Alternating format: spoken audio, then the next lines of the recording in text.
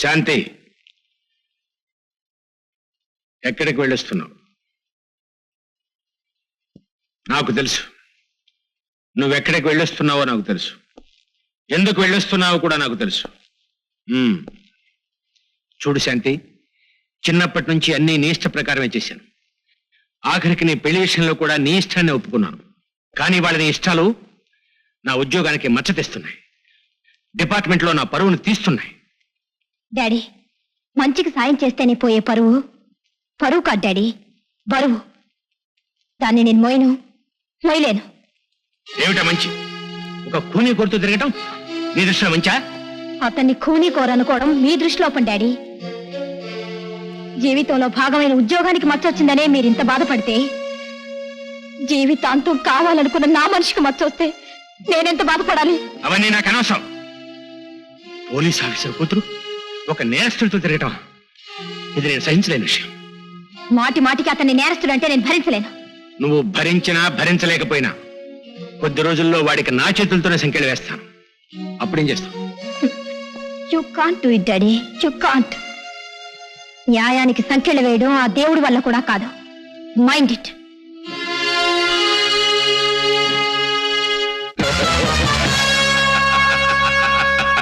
అసలు అంతకుండా నేన్రా. నువ్వా నాన్న రామానుజన్ చంపింది? ఎందుకు చంపావు? ఆ రామానుజం గారు నేను చేసే దోపిడీల్లో ప్లాన్స్ ఇస్తూ ఉండేవాడు. అందుకు వాడికి కొంత వాటా ఇచ్చేవాడిని. డబ్బు మీద కామం ఎక్కువైన వాడు యజమాని మీదే చెయ్యెత్తుతాడు. అది నిత్య సత్యం. అవునా కాదా? ఆ నిత్య సత్యాన్ని ఫాలో అయ్యి ఆ రామానుజంగాడు వీరావేశంతో ఒక రోజు నా దగ్గరకొచ్చి, ధర్మరాజు, మరీ కాజమయ్య కవులు చెప్పకయ్యా. నేను బొత్తిగా ఈక్వేషన్ తెలియని విధానం కాదు. ఎక్కడ గుణించాలో ఎక్కడ భాగించాలో నాకు బాగా తెలుసు. నువ్వు ఇంతవరకు సంపాదించిన డబ్బు కారణం నా క్రిమినల్ బ్రెయిన్. ఆ బ్రెయిన్ కు రావాల్సిన కరెన్సీ నువ్వు కట్ చేస్తే టోటల్ గా నీ బతుకు సెంట్రల్ జైల్లో తెల్లవారేటట్టుగా నేను సెట్ చేస్తాను. కనుక మర్యాదగా నా వాటా భాగించి భాగం వచ్చాయి. రామానుజం, పోగాలం దాపరించిన అసిస్టెంట్ యజమాని ముందే మందు కొడతాడు. అది నిత్య సత్యం. అవునా కాదా? నీ ఈక్వేషన్ లో అర్థం గురించుకోలేంత వెర్రివేధో కాడయ్యా ఈ రామాంజం. నేను ఫైనల్ గా చెప్పేది ఏమిటంటే, రేపు సాయంత్రం అనగా 26వ తేదీ సాయంత్రం 8 గంటల్లోగా నా వాటా సొమ్ము డెబిట్ లేకుండా నాకు అందజేయాలి. అందజేయకపోతే నువ్వు చేసే దొంగ పనులు ఎప్పటికప్పుడు ఫోటోలు తీసి ఎప్పటికప్పుడు కట్టలు కట్టి ఎప్పటికప్పుడు జారీ చేశాను వాటిని తీసుకెళ్లి పోలీసులకు అప్పచెప్తాను. అప్పుడు నీ బతుకు 0 అవుతుంది. ఇది నీ నిత్య సత్యాలకి నా క్లైమాక్స్ ఈక్వేషన్. బాగా ఆలోచించుకో. తప్పేట్టు లేదని ఆ తప్పుడు లెక్కల పంతుల్ని తప్పించటానికి వాడింటికి వెళ్ళాను. అప్పుడు నాకు తెలిసింది అక్కడ ఒక హత్యా నాటకం జరగబోతుందని. నా పని సులువు చేసిన ఆ విజయగాడికి మనసులోనే థ్యాంక్స్ చెప్పుకున్నాను. అతను బయటకు వెళ్ళగానే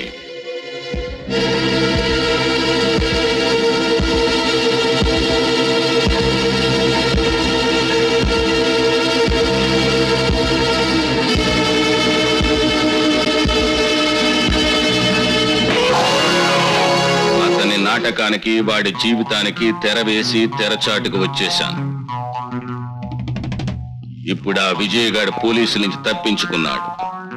వాడు మన కోసమే వేటాడుతూ ఉంటాడు. అవునా కాదా? అవును డాడీ. మన కోసం వేటాడే వాణ్ణి మనమే వెంటాడి వెంటనే క్లోజ్ చేయాలి. అది నిత్య సత్యం. అవునా కాదా? అర్థమైంది సర్దార్. అర్థమైతే ఇంకా నిలబడే ఉన్నావే?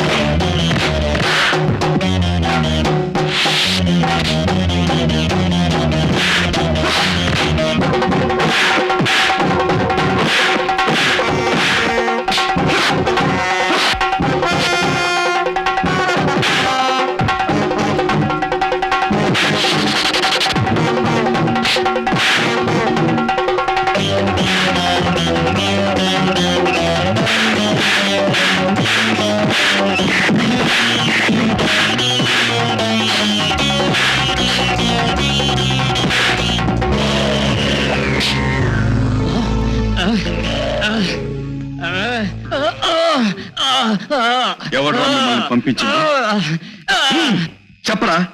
ధర్మరాజ్ వాడెక్కడ ఉంటాడు? Hotel silver star.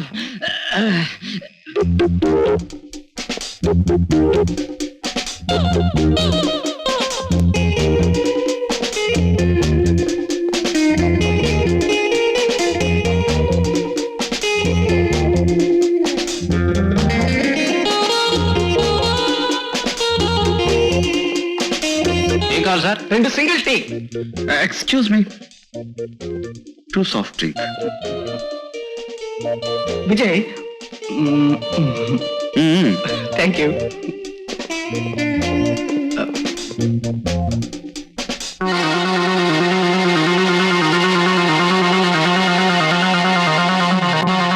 ఏమైందిరా మన వాళ్ళు ఇల్లు పని?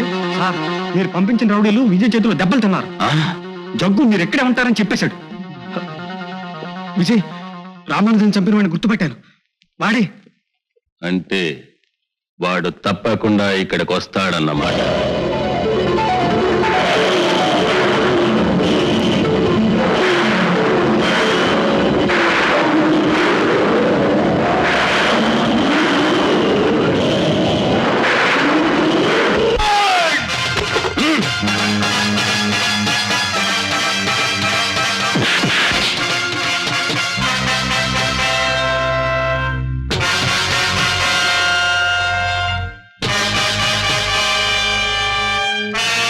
ఇక నా చేతిలో నుంచి తప్పించుకోలేవురా, తప్పించుకోలేవు.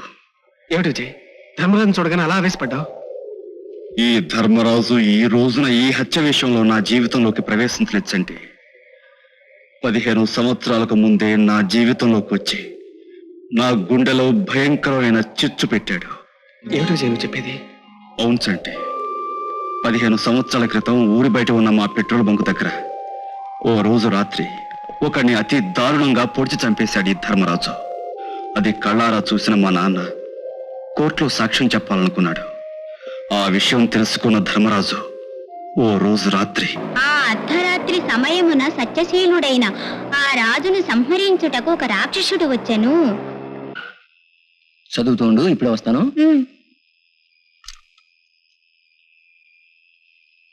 ఎన్ని లీటర్లు కావాలండి?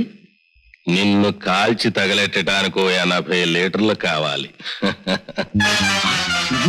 గుర్తొచ్చానా? రేపే నువ్వు కోర్టులో సాక్ష్యం చెప్పాలి, అవునా కాదా? అంతకంటే ముందు చేసిన తప్పును చూసిన వాడిని తప్పించడం తప్పని పని. అది నిత్య సత్యం.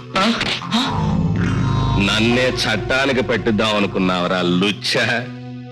చట్టానికి దొరకకుండా చంపగలిగిన వాడే ఈ రోజుల్లో తెలివైనవాడు. అది నిత్య సత్యం, అవునా కాదా? చెప్పరా?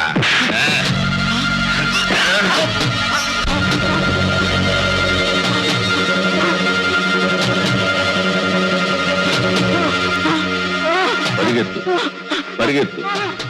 నేను వెంటబడే కంటే ఈ మంట నిన్ను వేటాడుతుంది. అప్పుడు నా సాక్ష్యం ఖాళీ మాడి బూడిదైపోతుంది.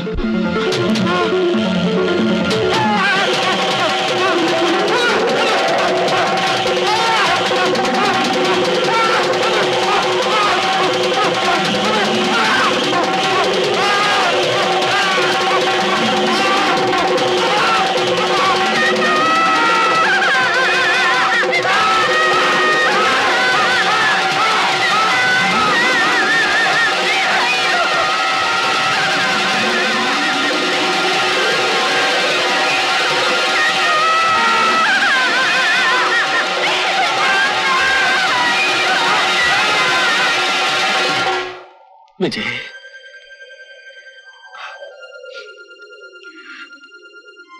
నాన్న గుండెను పగిలేలా ఏడ్చాను. అప్పటికే ఆయన ఈ లోకాన్ని వదిలి వెళ్ళిపోయారు. మా నాన్నను నిర్దాక్షిణ్యంగా చంపినందుకు ఆ ధర్మరాజును చట్టం శిక్షిస్తుందనుకున్నాను. కానీ వీడే మా నాన్నను హత్య చేశాడు. మా నాన్న మీద పెట్రోల్ పోసి కాల్చి చంపడం నా కళ్ళారా చూశాను. వీడే మా నాన్నను హత్య చేశాడు. మా నాన్నను చంపడం నా కళ్ళారా చూశాను. కేసు పూర్వాపరాలు విచారించిన మీదట విజయకుమార్ అనబడే ఇతని తండ్రి సుందరేశ్వరరావు చనిపోయిన సమయంలో ధర్మరాజు రాజకీయ నాయకుడు పిళ్ళా ఫణీంద్ర గారింట్లో విందులో ఉన్నాడని సాక్ష్యాధారాలను బట్టి రుజువైంది. వ్యక్తిగత సమస్యల వల్ల సుందరేశ్వరరావు పెట్రోలు పోసుకొని ఆత్మహత్య చేసుకున్నాడని ధర్మరాజు నిర్దోషిని నిర్ణయించి విడుదల చేస్తున్నాం. అలా తప్పించుకున్నాడా ధర్మరాజు? కానీ వాడు మా నాన్నను ఎలా చంపింది ఇప్పటికీ నా కళ్ళల్లో మెదులుతూనే ఉంది. అందుకే చంటి, మండే మంటలు ఎక్కడ కనిపించినా చనిపోయిన మా నాన్న గుర్తొస్తాడు, ఆ ధర్మరాజు గుర్తొస్తాడు.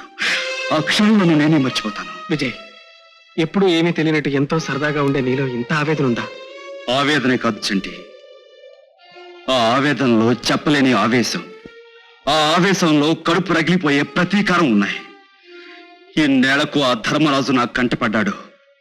వాడెక్కడున్నా సరే పట్టుకుని మా నాన్నను ఎక్కడ చంపాడో అక్కడే, ఎలా చంపాడో అలాగే వాడిని చంపి తిరుతాను. విజయ్, వాడిని చంపేస్తే నువ్వు నిర్దోషం చట్టానికి తెలిసేదెలా? వాడితో పాటే నీకున్న ఆధారం కూడా సమాధి అయిపోతుంది. అప్పుడు నీకు జైలు శిక్ష పడుతుంది. నీ తల్లి చెల్లి నీడ తోడు లేకుండా అయిపోతారు.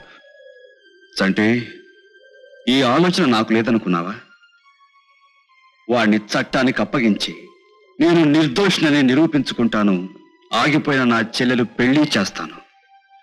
ఆ తర్వాత ఆ ధర్మరాజును నా చేతులతో చంపి నా పగ తీర్చుకుంటాను. విజయ్, వాడిని పోలీసులకు పట్టించి ఎలా చంపుతావు? చంపుతాను. This is my last bet. ఇందులోనూ విజయం నాదే. Wait and